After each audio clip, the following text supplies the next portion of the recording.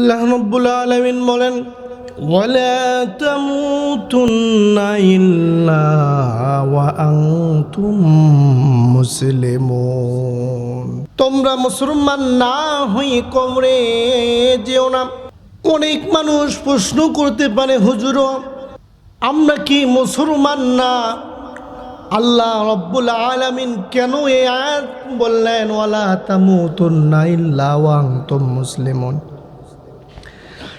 সবাই এটা প্রশ্ন করতে পারেন, হুজুর আমার নাম রেখেছে আব্দুর রহমান, আমার সন্তানের নাম রেখেছেন আব্দুল করিম,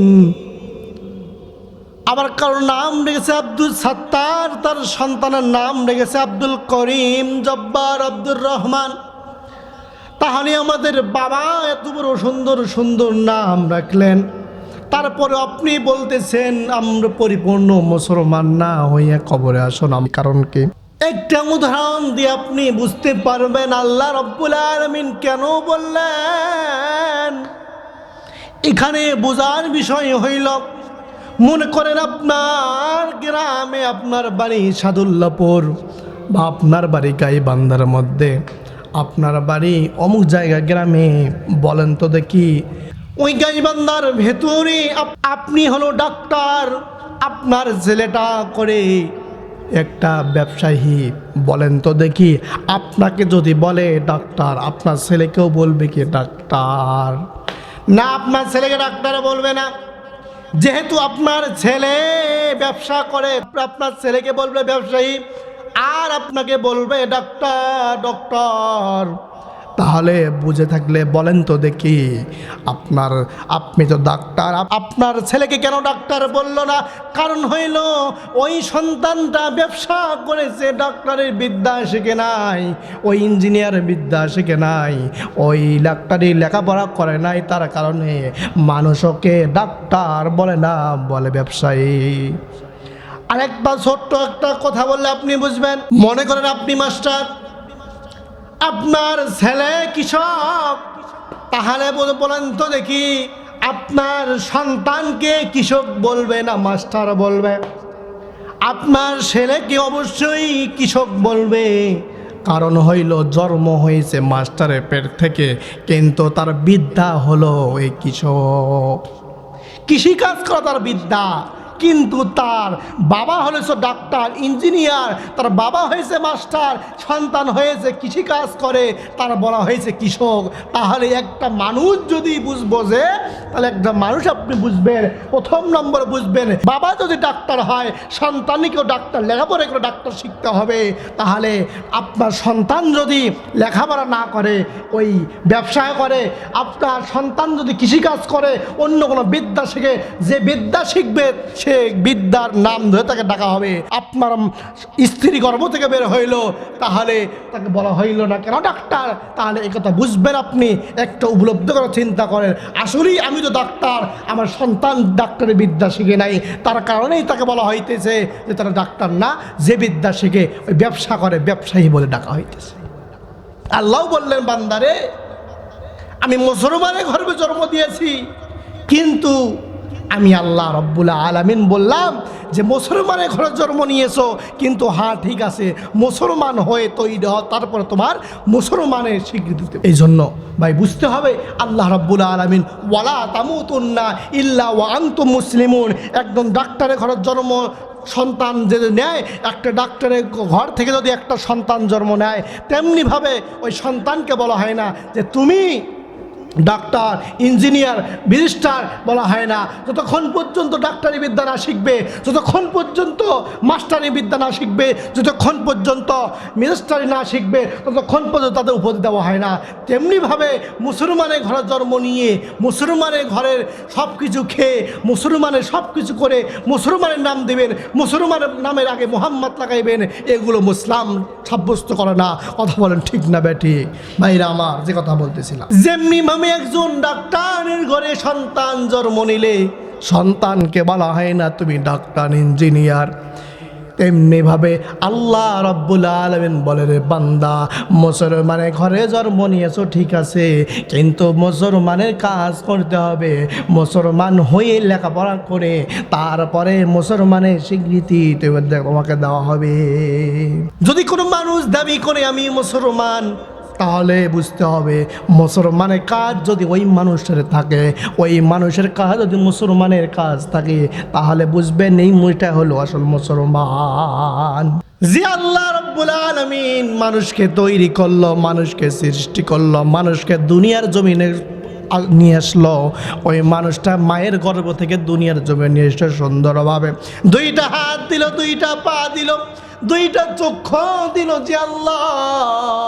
যে আল্লাহ রাব্বুল আলামিন দুনিয়ার সমস্ত কিছু দিল, সেই বান্দা আল্লাহকে ভুলে গিয়ে, ওই বান্দা আল্লাহকে ভুলে গিয়ে নামাজ পড়ে, রোজা করে না, আল্লাহর ইবাদত করে না, আল্লাহকে ভুলে গিয়ে আল্লাহর নাফরমানির মধ্যেও লিপ্ত হয়ে গেছে। কথা বলেন ঠিক না বেঠে?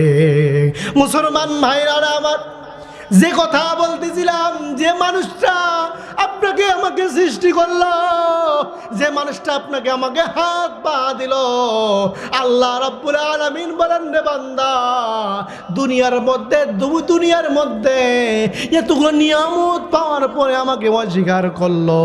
আমি আল্লাহ ওই বান্দার চাইতে ওই বান্দার উপর লানত বর্ষণ করে ওই বান্দাকে আমি ফেরেশতার দ্বারা বলে লেগে, ফেরেশতারে জানো আজকে দুনিয়ার যাওয়ার পরে তারা না ফরমানি করতেছে, গুনার কাজ করতেছে। তোমরা মনে রাখো এই বান্দা যখন আমার ডাকে সাড়া দিয়ে আসবে, বল কাল কিয়ামতের ময়দানে জাহান্নামী বানিয়ে দাও, জাহান্নামের মধ্যে নামটা লিপিবদ্ধ করে দাও। কাল কিয়ামতের ময়দানে এই বান্দাকে জাহান্নামের মধ্যে দিবা। কারণ হইল আমি হাত দিয়েছি, পা দিয়েছি, চক্ষু দিয়েছি, জিহ্বা দিয়েছি, কান দিয়েছি, সমস্ত অঙ্গ প্রত্যঙ্গ দিয়ে বান্দা যখন যেটা চেয়েছে আমি দিয়েছি, কিন্তু এগুলো করে নাই। আর বলেছে আমি মুসলমান, আসলে সে মুসলমান না, এই বান্দা বেঈমান হয়ে মৃত্যুবরণ করেছে। এই জন্য মুসলমান ভাইরা আমার, চিন্তা উপলব্ধি করবেন, একটু চিন্তা করে দেখেন না আসলে আপনি মুসলমান হয়েছেন কি না। আপনি যদি বুঝতে পারবেন, আপনি একটু চিন্তা করেন, আল্লাহর কোরআনের সঙ্গে, আল্লাহর হাদিসের সঙ্গে, আল্লাহর বিধানের সঙ্গে, আল্লাহর শরীয়তের সঙ্গে আমি জীবনকে বাস্তবায়ন করতেছি কিনা একটু যদি চিন্তা করেন। আল্লাহ বললেন, বান্দারে, যদি নামাজ পড়ো, রোজা করো, হজ করো, সমস্ত কিছু যদি করো, আমাকে ভয় করো, আমি আল্লাহ রব্বুল আলামিন বলে দিলাম, মুসলমানের স্বীকৃতি তোমাকে দিয়ে দিলাম, মুসলমান হয়ে গেলা। ওয়ালা তামুতুন্না ইল্লা ওয়া আনতুম মুসলিমুন। তার মধ্যে কোনো ভয় নয়, টেনশন নাই, যেহেতু সমস্ত কাজ আমার ভয় করেছ, সমস্ত জিনিস আমার ভয় করেছ, আমি আল্লাহ রাব্বুল আলামিন বলে দিলাম তুমি মুসলমান, কোনো চিন্তা নাই। কিন্তু মুসলমান হওয়ার পরে একজন মানুষকে বললা বেঈমান, একজন মানুষের গীবত গাইলা, একজন মানুষকে নিন্দা করলা, এইটা ভালো নয়, ওইটা ভালো নয়, ওইটা করে মানুষকে নিন্দা করো, মানুষকে ভালোবাসো না, মানুষের দোষ গুটি করে নিয়ে তুমি তালাশ করো।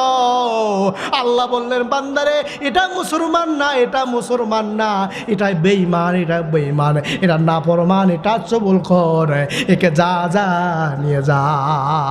এ বান্দা শোনো, আরেকটা কাজ হলো মুসলমানের 1 নম্বর কাজ হবে, যত বান্দা গুনাহ করবে, নাফরমানি করবে, আমার আল্লাহ রাব্বুল আলামিন বলেন, রে দুনিয়ার মানুষ, ইমানদারের গুণ হলো 2টা।